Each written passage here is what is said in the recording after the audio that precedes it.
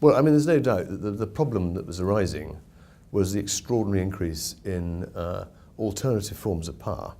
Maybe PV panels, maybe solar power, maybe hydrogen, electrical motivation for cars and so on. And so not only has it been the fact that the technology is going ahead very rapidly and making energy much more efficient and therefore having an impact on demand, we've also got fracking, which of course, as far as the state's concerned, has taken a huge amount of that very, very marginal balance which the Gulf states had in OPEC. That sort of pricing power went. And quite correctly, I think what's happened is that there's a recognition of the fact that if countries are trading on $105, for example, which has been quite steady for some time at $105 or thereabouts, we won't see any real progress in the diversification away from hydrocarbons effectively.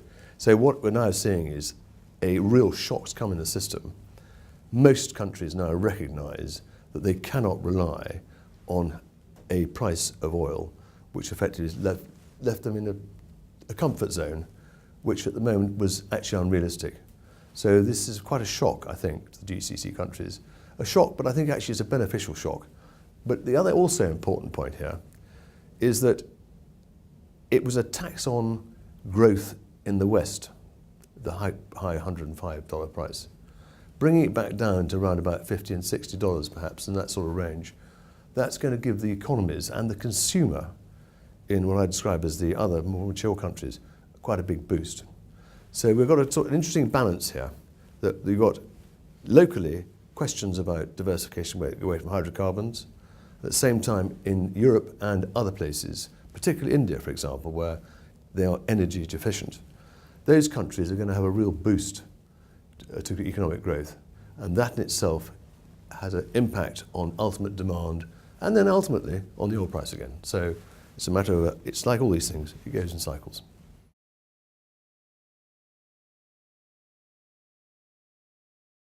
Well, I mean, again, it's about demand. The supply, when it comes down to Islamic finance, it's also quite important to find the right asset base. Not all assets are easily financed through Sharia-compliant financing.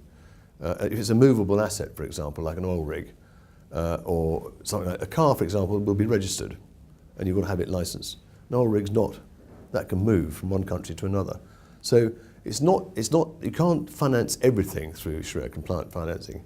It's got to be something which basically is asset-based. So the right types of assets have got to be around. But it's about the demand. The supply and the technology is there, and you can quite easily move the financing into a product which actually can offer you interest-free loans. But interest-free, of course, doesn't mean it doesn't cost you. It's, again, just a method of it coming off the capital rather than interest payment being paid. These things are very much to do with interpretation, but at the end of the day, a profit is still taken, otherwise people wouldn't make the money available. We've got a very open relationship, hugely mutually supportive with the government and also with the regulators. I haven't got an MOU in mind. The reality is that MOUs are one thing, but they're more statements of cooperation. We've always had a very strong cooperative and respectful relationship with Dubai and with Abu Dhabi and with most of the Gulf. So we don't feel the need to actually go around signing MOUs unless they want us to. It's not necessary. I don't think it's necessary.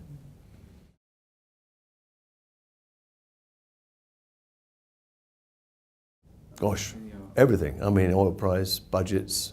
You know, if you can't have something come down from 105 to, I don't know, where are we, $48, without having an implication on budgets. A short-term fall in the price of oil in itself is not a problem. It is how long it's going to be down there. You've got different break-even costs, very big budgets out there, you know, 2020, 2030, 2040 budgets, plans going forward, all on a predicted oil price which is considerably higher than the existing oil price. So the question is, plan A, no problem at all, continue with the amount of expenditure going in for infrastructure. Most of the Gulf countries have got a lot of reserves out there, and they can continue to use those reserves to actually put in their infrastructure. However, you're spending the country's treasures effectively. You've got to have a self-perpetuating process. So they're all building their plan Bs now. They're all saying, okay guys, that's our public face of what we can do and what we're going to say we're going to do. But reality is anybody who's worth their salt in the finance ministry will be working on a plan B. And the question is, what's that plan B going to look like?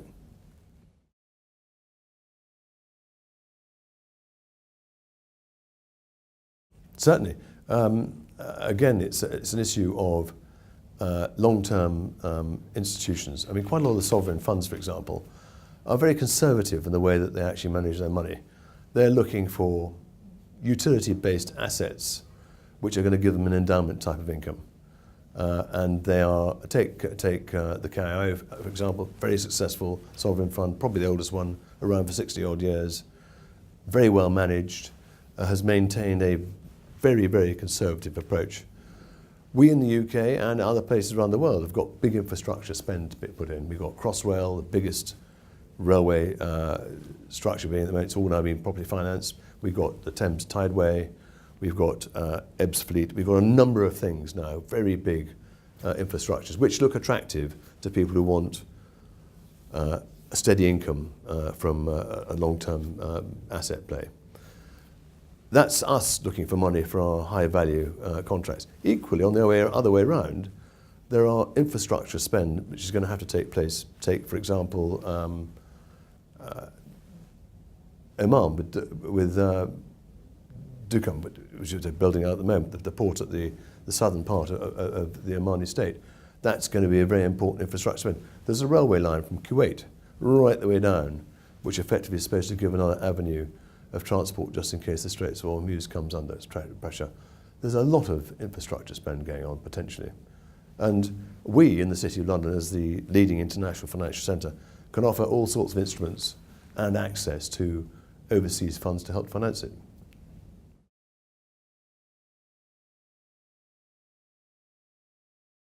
I am extremely optimistic that I take the view that this oil shock has been good for everybody.